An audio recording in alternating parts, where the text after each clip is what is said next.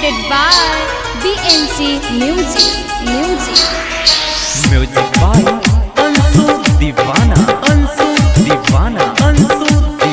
DJ Mananjay Chamukha.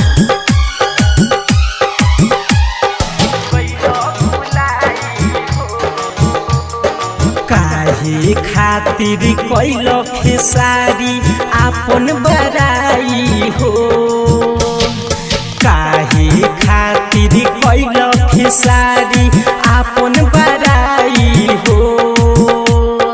Bhojpuri जगत के दिहल तू माटी में मिलाई हो। भैया सुधीर सिंह से कैले वादा गैल भुलाई हो। भोजपुरी जगत के दिहल तू माटी में मिलाई हो।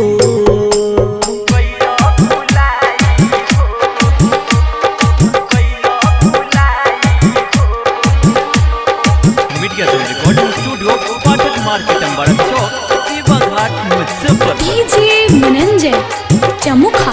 साड़ी पहिर के मौगा के जैसन कैल का तू कलाकारी हो। काहे भूलैल भोजपुरी दाता के रहल जवन भिखारी हो। साड़ी पहिर के मौगा के जैसन कैल का तू कलाकारी हो।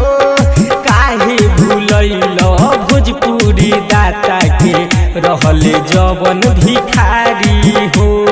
मदन राय से हिट तू भैल मीटर चोराई हो। मदन राय से हिट तू भैल मीटर उठाई हो। भैया सुधीर सिंह से कैले वादा गैल भुलाई हो।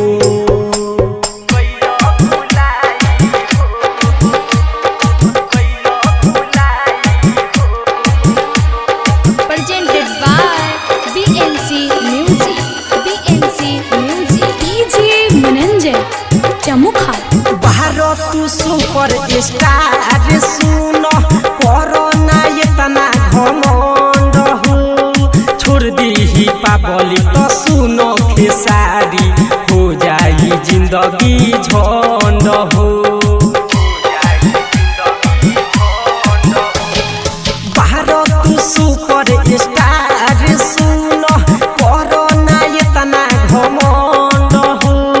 छोड़ दी पाबली तो सुनो खेसारी हो जाई जिंदगी झंड हो।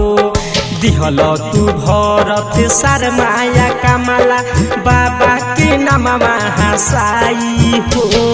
दिहल तू रतन पाठक या बीरल बाबा के नामवा डुबाई हो।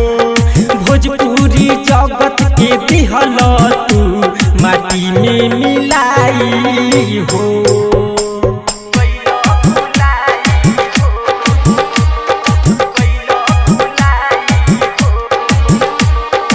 म्यूजिक बाय अंसु दीवाना। DJ Mananjay Chamukha. Sandeep Tiwari जैसे फेरू परिहना गाना पर के सहो। लिखेले बतिया साचे साचे सुन मुकेश हो। संदीप तिवारी जैसे फेरू परिहना गाना पर के सहो। लिखेले बतिया साचे साचे गजेंद्र मुकेश हो। अंशु दीवाना जलू राजा कहे गाना गाई हो। अंशु दीवाना कुनाल बबुआ कहेला गाना गाई हो।